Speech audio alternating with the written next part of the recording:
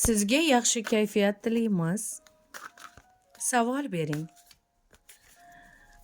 Agar sizda qiz farzand bo'lsa, mabodo sizda qiz farzandingiz bor, ammo turmushga chiqishga unchalik shoshilmayotganligini sezgan bo'lsangiz, hamda mana xuddi shu narsani sezyapsiz, agar bu xarita tushgan bo'lsa, qiz farzandingizni turmushga bera olmayotganligingizdan vahiman, sarosima shubhalaringiz bor. Avvalo, o'z qizingizni ismini ichingizda takrorlang. Uning aniq yuzini tasavvur qiling va savol bering. Qizim qachon turmushga chiqadi? Qachon o'z uyini topadi? Va ichki maqsadingiz ham xuddi shunday. Xo'sh, qizingiz qanday shaxs? Shu kecha kunduzda nimalarni o'ylamoqda? Uning asl xohishi nima? Siz bilan munosabati qanday? Sizdan nimani xohlaydi? Qizingiz qanday shaxs? Qizingiz qo'rqoq, o'ta qo'rqoqroq.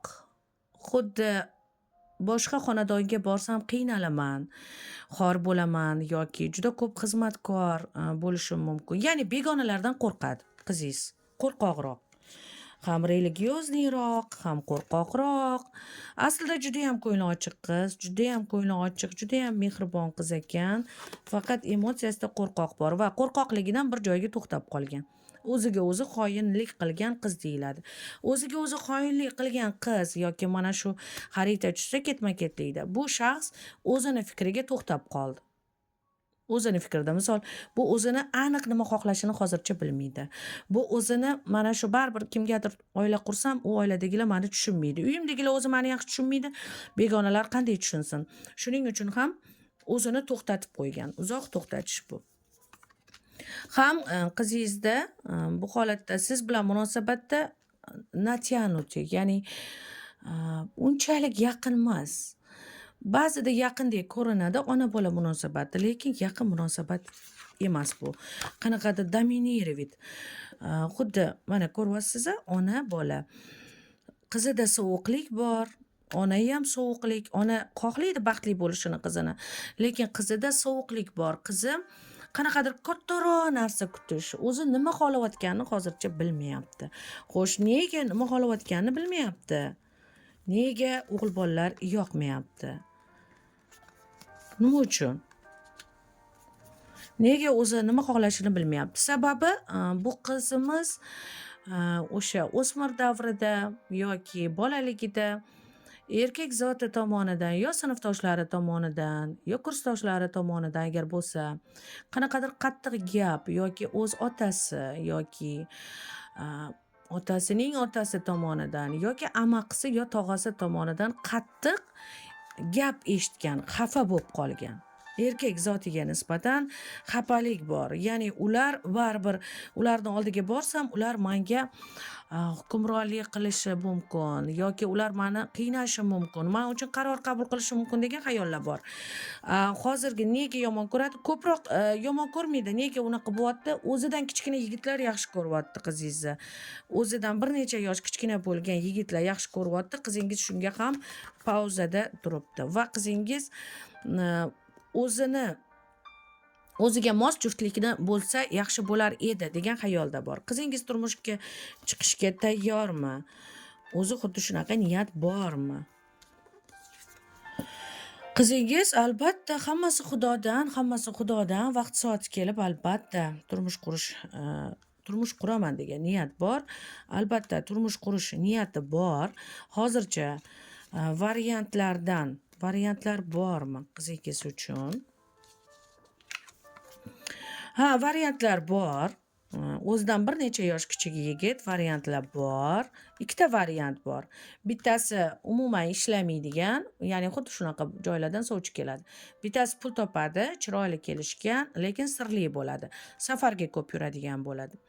Balkim savdo sotiq ishlari bilan band bo'lar, balkim dokumentatsiya ishlari bilan yoki qanaqadir bankda ishlaydigan bola bo'lishi mumkin, yoki programmarist bo'lishi mumkin.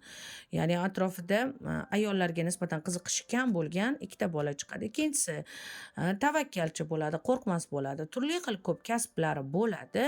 Bu kasblar bilan u bironta kasbida diplomi yo'q, lekin bu kasblarni mukammal egallagan yigit bo'ladi-yu, lekin tavakkalchi bo'ladi. Ya'ni chapani bola, ko'chani bolasi bo'ladi.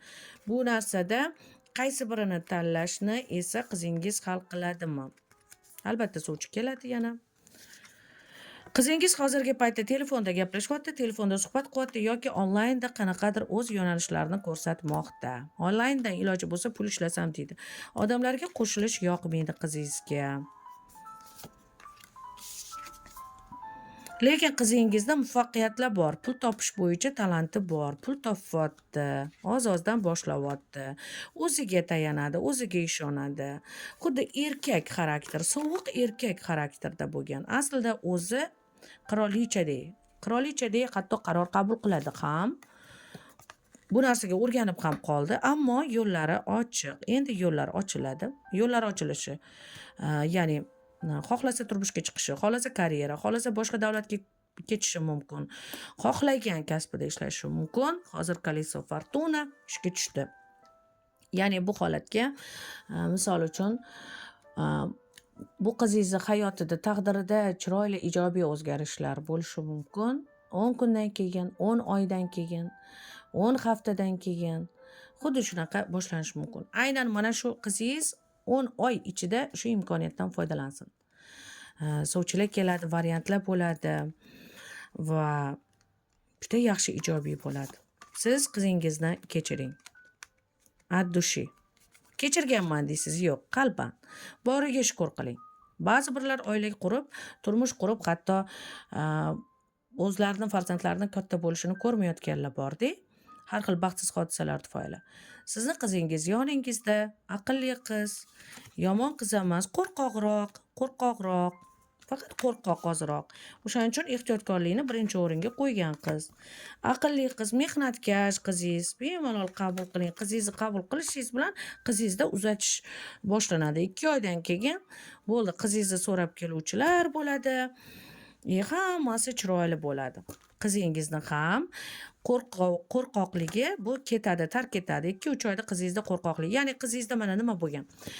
Shu o'smirlik, bolalik davrida kimnidir sevgan, qattiq aldangan, yigit tomonidan xafa bo'lgan, kattalar tomonidan gap eshitgan, bo'ldi yig'ishtirgan, endi nima qilaman degan.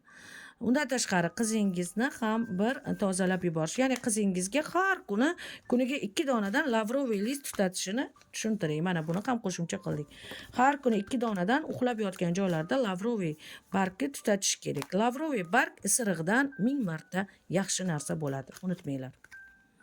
Lavroviy list bargini, quritilgan bargini spalningizda uxlashdan oldin boshidan aylantirib tutatish kerak har kuni. 2 oy qilish kerak bu narsani.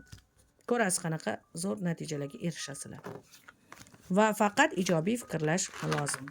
Qizingiz baxtli bo'lsin va o'zidan ko'paysin. Jufti ham o'ziga yoqadigan bo'lsin va shunday bo'lsin.